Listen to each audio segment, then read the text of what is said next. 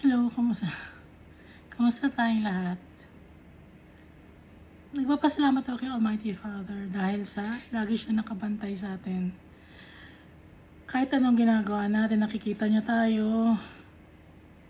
Kaya maging aware din tayo sa mga ginagawa natin, sa mga sinasabi natin dahil walang natatago sa tatay natin. Walang natatago kay Jesus Christ.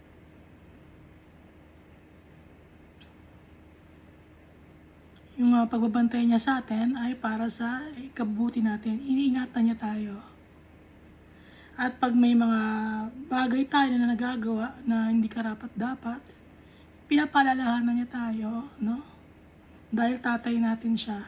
So kung naririnig niyo, no? Or sometimes sa isip natin, di ba? Nakakagawa tayo ng masama or sa gawa natin, may magsasabi sa atin dahil follower tayo ni Christ.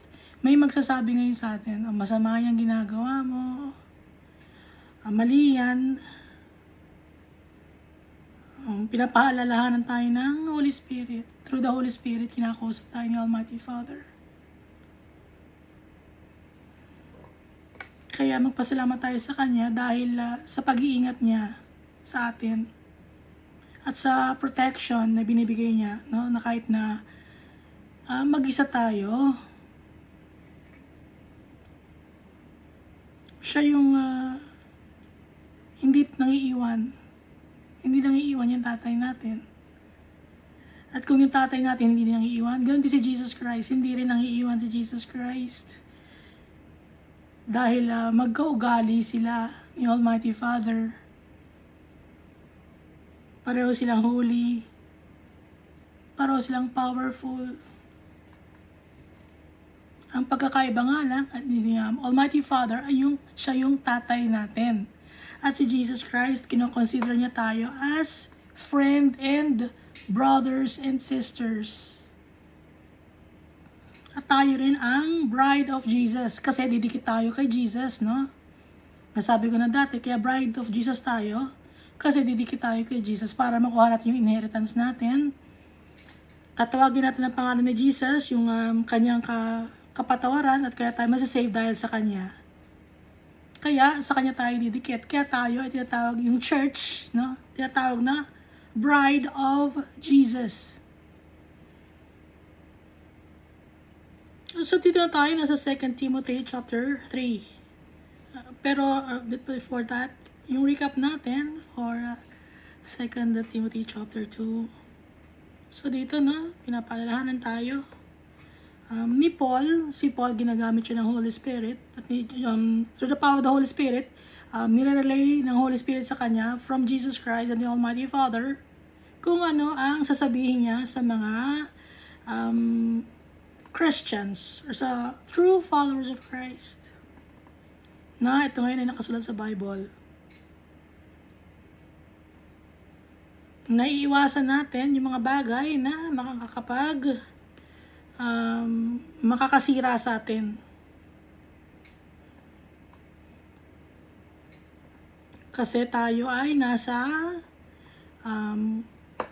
race, no? Paligsahan ng takbuhan.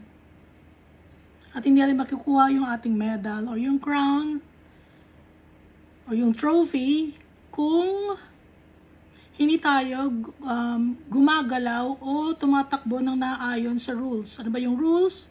Yun yung mamahalin natin sa Almighty Father. Siya yung ating priority. First and foremost. Wala na iba. Kasi pag priority natin si Almighty Father, mahal natin siya. Lahat na ng bagay na gagawin natin, kasama si Almighty Father, kaya magiging tama yung gawa natin.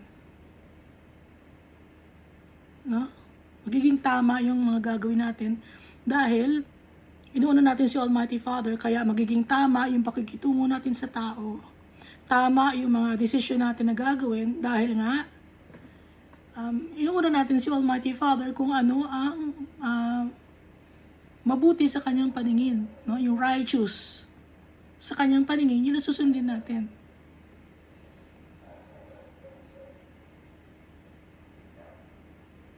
At si Paul dito, marami siyang mga pinagdaanan.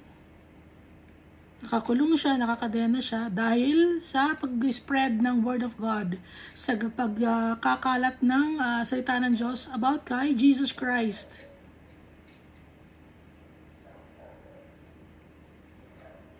Kaya nga, if we died with Him, kung mamamatay tayo kasama niya, tayo rin ay mabubuhay kasama ni Jesus Christ. Kung nag-endure tayo, nagiging patient tayo, magra-reign tayo kasama ni Jesus Christ. Pag dinenay naman natin siya, i-deny din tayo ni Jesus Christ, kay Almighty Father. Kung faithless naman tayo, wala tayong pananampalataya kay Jesus Christ, siya naman ay magiging faithful pa rin. Kasi yun ang kanyang katangian. Faithful si Jesus Christ. He cannot deny Himself, for He is faithful and true. Faithful siya kay Almighty Father. Kaya mahal na mahal siya ni Almighty Father.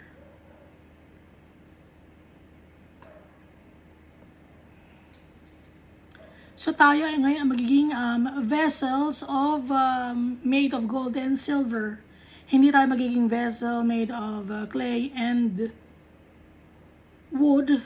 Kasi sanctified tayo, magiging useful tayo for our Master. Who is our Master? Jesus Christ is our Master. Magiging useful tayo to be a living testimony to other people. At lalayuan natin yung mga bagay na magkakasala tayo. At ang hahabulin natin o i-aspire natin ay ang kabutihan, righteousness, faith, love, peace, and with those who call on the Lord out of a pure heart. No? So, iwasan natin yung mga dispute, yung mga debate. Kasi yung dispute and debate, yung arguments, nagkakos lang yun ng discord or ng strife, pagkakabahagi or nagkakaroon lang ng gulo. Ayaw ni Almighty Father ng gulo. Ayaw ni Jesus ng gulo. Diba si Jesus ang Prince of Peace?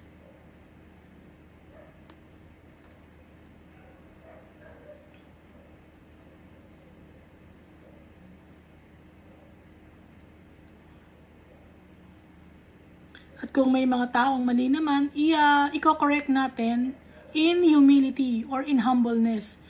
Hindi yung may napanood ako kanina, no?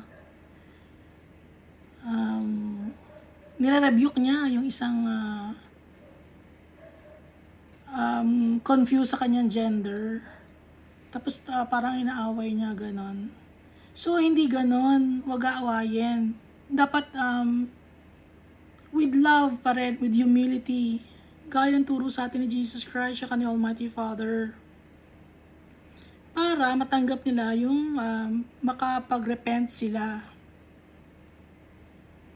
At malaman nila ang katotohanan. Kasi pag inaaway natin, yan ba ang Kristiyano? Yan ba ang ba't nangaaway? No? At hindi tayo mamimilit. Hindi natin pipilitin yung tao. Kasi may time for everything. Ngayon, hindi niya time para mag-serve kay Almighty Father. No? May kanya-kanyang timing.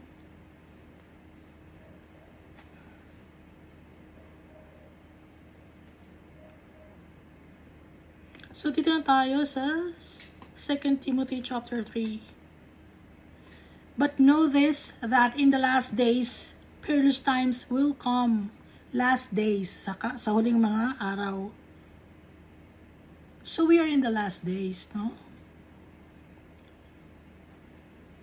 Bakit natin masasabing nasa last days na tayo? Kasi naiintindihan na natin yung Book of Revelation nag-unfold na. No? Yung Book of Revelation in front of our eyes. Yung mga technology available na rin.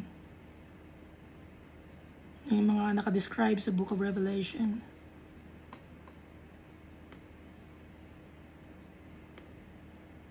Kaya, binibigyan tayo dito ng warning.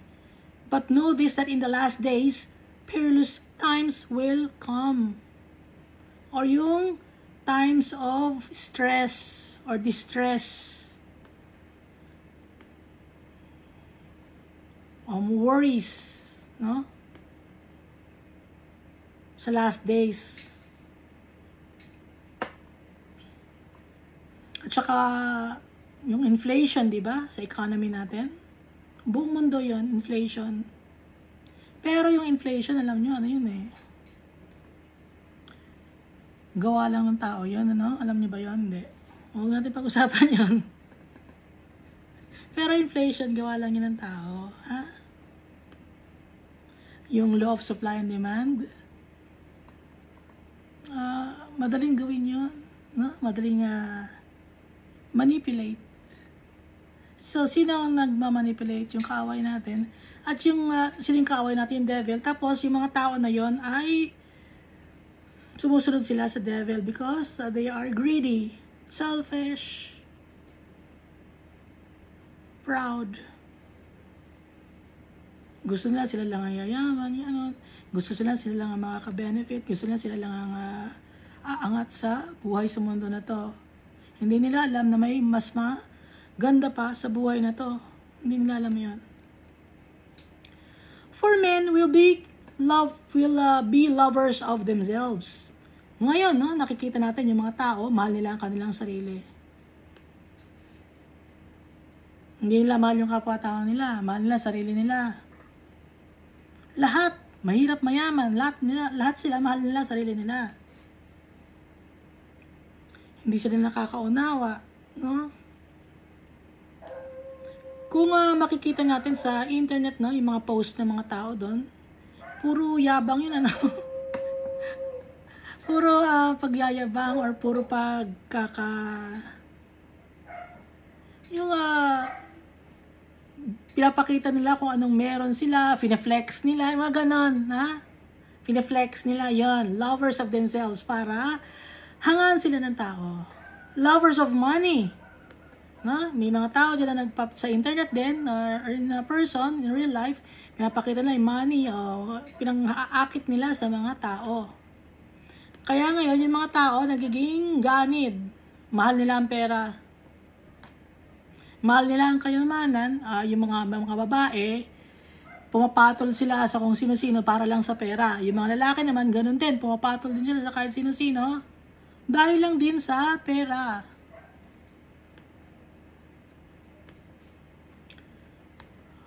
Yung mga businessman, ang nakikipag-usap lang sila sa mga may pera lang din. Sa bangko, hindi ka napapansinin pag wala kang pera. Ganun ang society, ganun ang economy natin, ganun ang mundo natin. No? Lovers of money. Kasi pag ganun, kikita kasi sila doon. Lovers of money. Boosters, mayayabang. Diba? Daming, i-flex ko to, i-flex ko yung ginto ko, i-flex ko yung bahay ko, i-flex ko yung sasakyan ko. Proud. No? Yung sa sarili naman nila, proud sila kung ano yung na-achieve nila. Hindi nila in-acknowledge yung Almighty Father na ang source ng ating strength and knowledge and wisdom. Hindi nila acknowledge. Blasphemers. Inaaway nila si Almighty Father, si Jesus. Nagsasalita ng mga masasama. May mga bagay na dati, no, nakakahiyang sabihin. Pero ngayon na public din, sinasabi na. Hindi na sila nahihiya ang mga tao. Disobedient to parents. Itong disobedient to parents naman to, pag matured ka na, no? Pero, dapat respetuhin mo pa rin yung magulang mo. Kasi, aminin naman natin, hindi naman na perfecto, no? Yung magulang natin. May sarili rin naman tayong pag-iisip, pero irerespeto natin, no? Hindi natin na pagbawalang bahala yung kanilang mga sakripisyo. Dahil si Almighty Father, tatay natin, kung yung parents natin na nakikita natin dito sa mundo, hindi natin ina-acknowledge, nirespeto at at binabastos natin, paano pa kaya si Almighty Father na hindi natin nakikita? Kaya, tuturuan tayo ni Almighty Father na maging obedient sa parents. Respectful. Honoring the parents. Unthankful. Yung mga tao na nakakakuha sila ng mga blessings or good health, material possessions, pero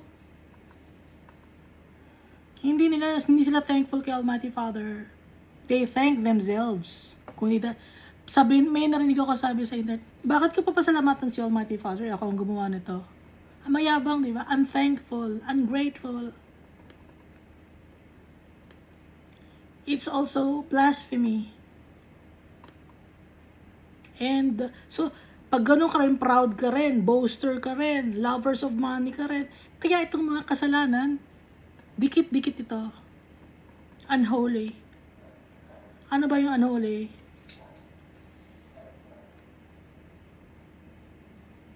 Yung mga adultery, fornication, bestiality, homosexuality, no? Gumagawa ka ng sarili mong gender.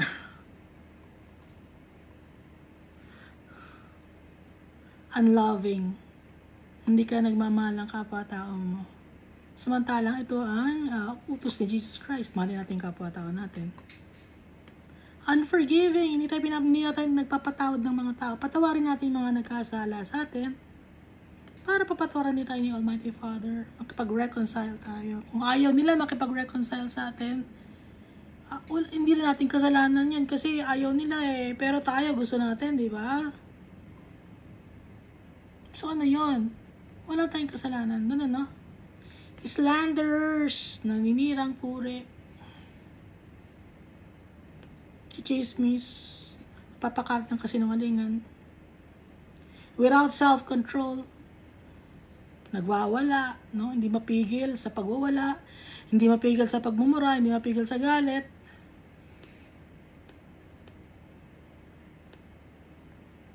hindi mapigil sa paggawa ng kasamaan, sinusunod niya yung kanyang kagustuhan nang hindi disregarding other people's feelings, other people's property, other people's advices, ganon, without self-control. Brutal. Ano ba yung brutal? Or Tagalog, brutal, no? Cruel, bloodthirsty, vicious, barbaric, ferocious,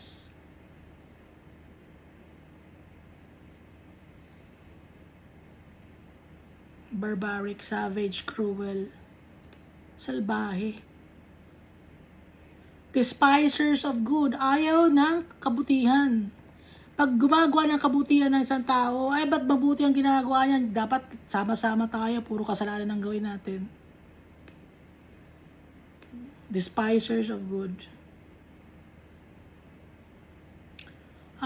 Sa TV nakikita ko, no? Pag nagte-thank sila kay Almighty Father, kinakat nila yon, ini-edit para matanggal yung I'm thankful to the Almighty Father and Jesus Christ for giving me strength. Yung sa news, kinakat nila yon, ini-edit nila. Ayaw nila mabanggit si Jesus Christ at saka si Almighty Father sa news. Sa ibang bansa, ewan ko lang, may alam ako ibang bansa, no? English ang salita nila. Despisers of good. At saka, mas promote nila ang sexual perversion.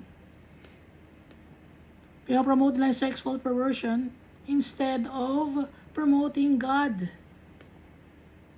Kaya despisers of good sila. Kaya ngayon, yung mga bata ngayon, kung ano-ano ang ginagawa, mga killer, bata pa lang, nananakit na. Kasi nga, tinanggal sa school yung pagpipray, tinanggal yung pag-mention kay Jesus Christ, saka kay Almighty Father. Hindi na nila tinuturuan magdasal ang mga bata. Ang tinuturo nila, anong tinuturo sa mga bata? Tinuturo, gender mo, pwede kang mamili ng gender. Yun, mababaw ang turo. Kaya yung mga bata ngayon, ang babaw lang ng pag-iisip.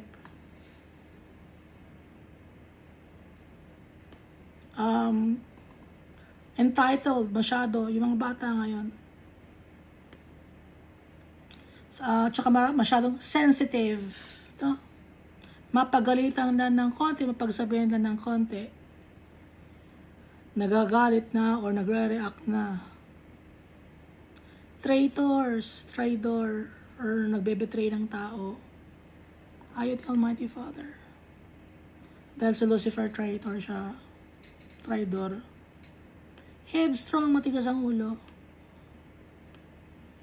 Hindi nakikinig sa advice, hindi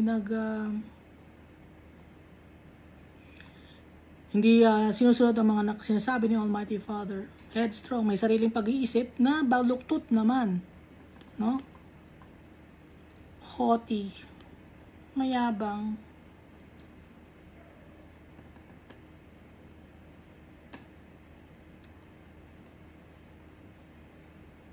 Arrogant, feeling superior, vain, conceited, snobbish. May mga itong klaseng tao, no? Arrogant, arrogante. Hindi makausap ng matino, arrogante agad. Lovers of pleasure rather than lovers of God. Alam niyo naman yung pleasure, di ba? Ano ba yung mga pleasure? Mga pagkain. Pleasure, yung pagkain, pagpupunta sa mga kung saang-saang lugar na nakaka-heightened ng kanilang mga senses. Yon. Imbis na mahalin si Almighty Father, i-focus ang ating pagmamahal kay Almighty Father, mas gusto lang ma-focus yung sarili nila, yung ma-heightened yung senses nila.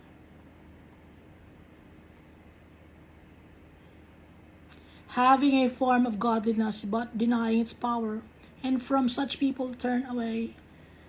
Yung mga tao na kunyari godly, no, mabuti or maayos na tao kunyari, pero dinideny si Almighty Father.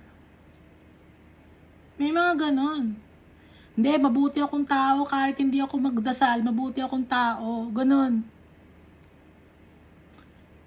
May mga ganong klaseng tao. Mabuti ako, wala akong sinasaktang tao. Basta wala akong sinasaktang tao.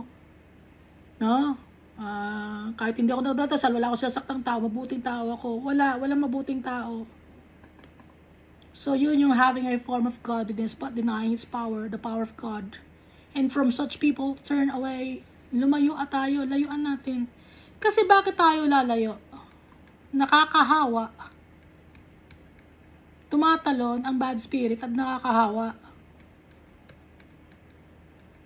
Kaya dumadami ang confused sa kanilang gender kasi nga nakakahawa. Kaibigan mo, ay okay pala to eh. Uso to. O naghawa-hawa na. Dati sa isang country lang, ngayon lumipat na sa ibang country, no? Napunta na sa Africa, meron na rin napunta sa Africa. Kumakalat.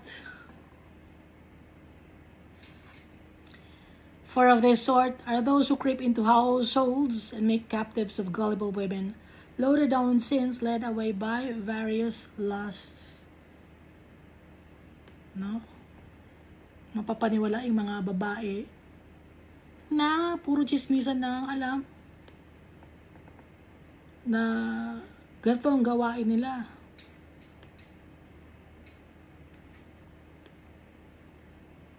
Kaya ganito ang gawain ng mga babae, kasi mga babae binanggit, no?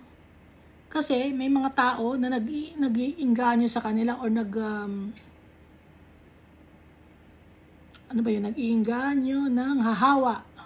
Hinahawaan sila, tinuturuan sila ng kamalian.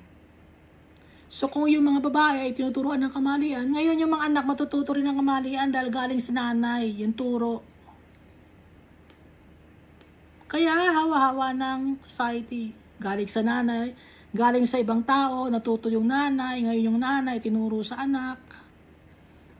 Hawa-hawa na. Kasi alam naman natin na yung nanay, yun ang nagtuturo sa mga anak, di ba? Usually. Always learning and never able to come to the knowledge of the truth. Laging nag-aaral, laging natututo, pero hindi naman, no? Nakakaalam ng katotohanan. Natututo ng mga kasamaan, pero yung katotohanan hindi niya malaman. Hindi maintindihan.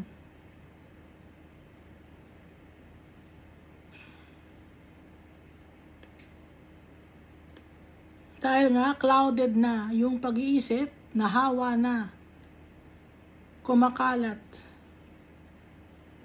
Now, as James and Jambres resisted Moses, so do these also resist the truth, men of corrupt minds, disapproved concerning the faith. Corrupt ang utak, madumi ang utak, nagpapakalat ng mga maling mga turo.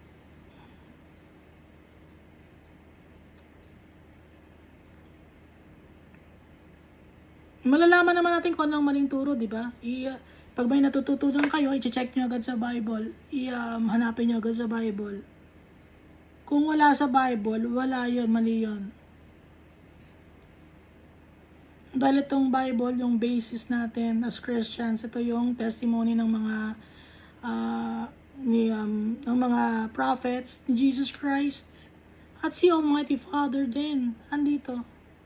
Turo ni Almighty Father. But they will progress no further, for their folly will be manifest to all, as theirs also was. Yung kanilang mga maling mga gawa na kumakalat, hindi naman yun magwawagi. Or hindi yun na magsasucceed. Dahil lalabas at lalabas ang katotohanan. Lalabas at lalabas ang katotohanan at kung ano ang tama at kung ano ang mali.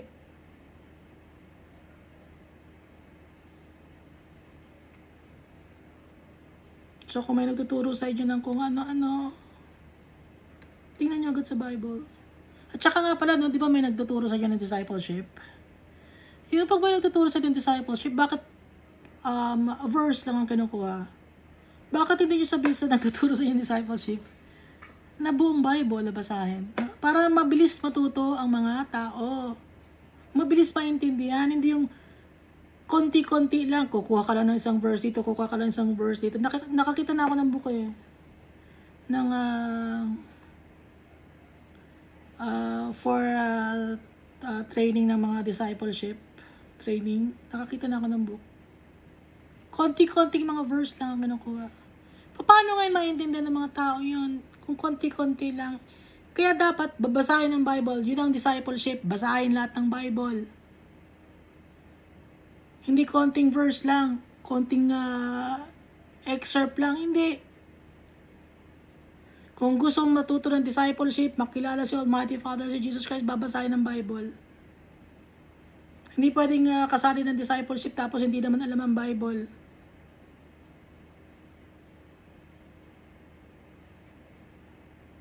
Strict ba ako? Hindi strict yun. Kasi dapat kikilalanin natin yung tatay natin. Para masabi tayo na tayo ay tunay na anak ng Diyos. Paano mo masasabing tunay na anak ng Diyos kahit di mo kilala si Almighty Father? Puro verse lang ang alam mo, konti-konti lang. Hindi mo alam yung history, kung ano si Almighty Father, yung katangian niya, yung ugali niya, yung puso niya. Si Jesus Christ. Paano mo malalaman? Kaya babasahin lahat ng Bible kung gusto nyo matuto ng discipleship.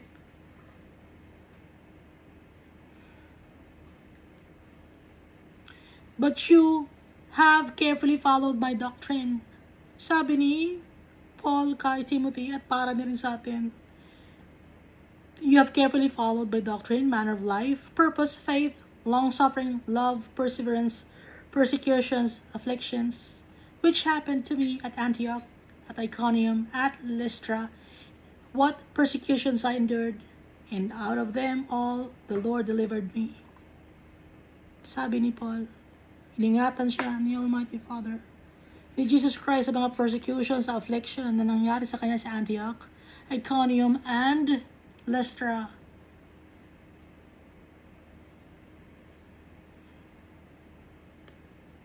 So, sinusunod ni Timothy ito, yung doctrine, yung turo, yung manner of life. Importante.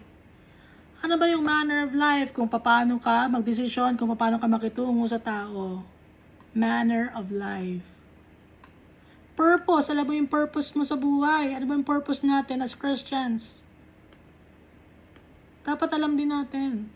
Faith. Pananampalataya. Long suffering. Dahil ang mga Christians talaga ay magsasuffer. Hindi tayo angat kay Jesus Christ.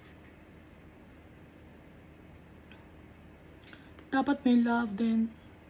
At perseverance. Mapagtagumpayan natin ang mga bagay dito sa mundo. Dahil napakahirap. Persecution. Affliction. Mga sakit. Not only physically, but emotionally. Psychologically. Afflictions. Madami na endure si Paul. Pero sa lahat ng yon, iningatan siya ni Almighty Father. Iningatan siya ni Jesus Christ. Yes, and all who desire to live godly in Christ will suffer persecution. Yes, sabi ni Paul. Oo. Kung sino man ang gusto na mamuhay ng matuwid sa pangalan ni Jesus Christ ay makaka-suffer ng persecution. Makaka-suffer ng affliction,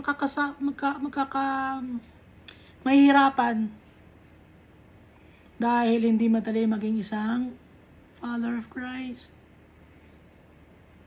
Hindi deny mo yung sarili mo. Yung mga bagay na ini-enjoy mo, hindi mo na dapat i-enjoy. Dahil ang priority si Jesus Christ. But evil men and impostors will grow worse and worse, deceiving and being deceived. Yung mga taong masasama at saka yung mga impostor, dadami yun. From bad, magiging worse, ganun, no? Manloloko sila at sila rin ay manloloko. But you must continue in the things which you have learned. Sabi ni Paul. Sabi rin ni Jesus sa atin to, dahil ito ay kanyang salita, no? Pinasulat lang kay Paul. Na tayo ay mag-continue sa mga bagay na ating natutunan at maging assured tayo.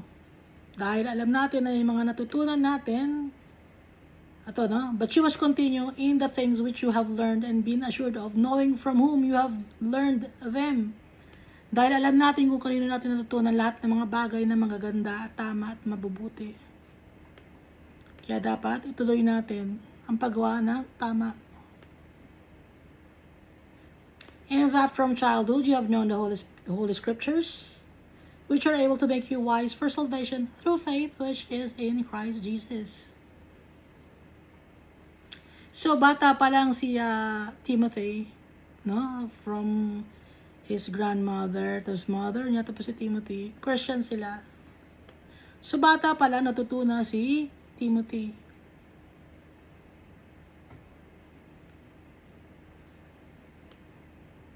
Magiging wise tayo dahil kay Jesus Christ. Matututo tayo ng tamang magandang decision making. Naayon kay Almighty Father.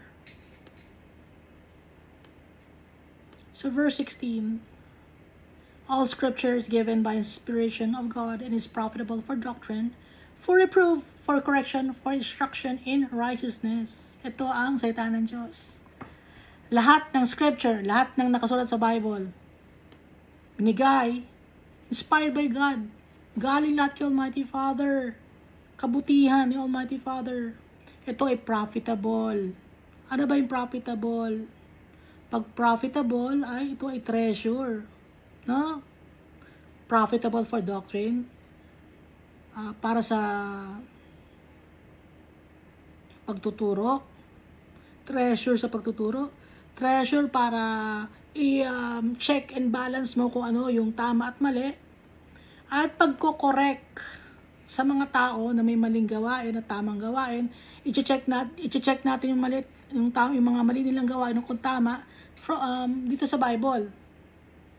For instruction in righteousness also, para makapag-instruct ng tama, makateach ng tama, that the man of God may be complete, thoroughly equipped for every good work. Tayo, man of God, kung babae ka, woman of God, na tayo ay kumpleto, equip tayo for every good work. Lahat alam natin, salita ng Diyos, salita ng tatay natin. Dahil binabasa natin ang salita niya, itong Bible, Scripture, importante. Kaya tinuturuan niya tayo. Mahal na mahal tayo ng Almighty Father.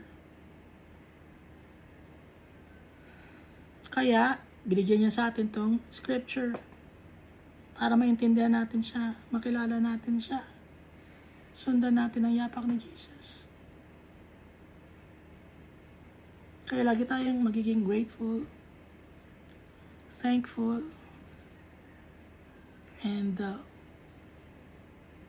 always pray to God and to Jesus Christ. Dahil sa kanila natin kukunin lahat ng ating knowledge, wisdom, kalakasan, yung faith, everything. Blessings araw-araw, kinakain natin araw. Sa kanila natin nakukuha yun. Even oxygen, lahat. Dahil tayo naman, hindi naman tayo nakakapag-create. Ang nakakapag-create lang si Almighty Father. Kaya, lagi tayo papasalamat. Thank you, and God loves us all so much.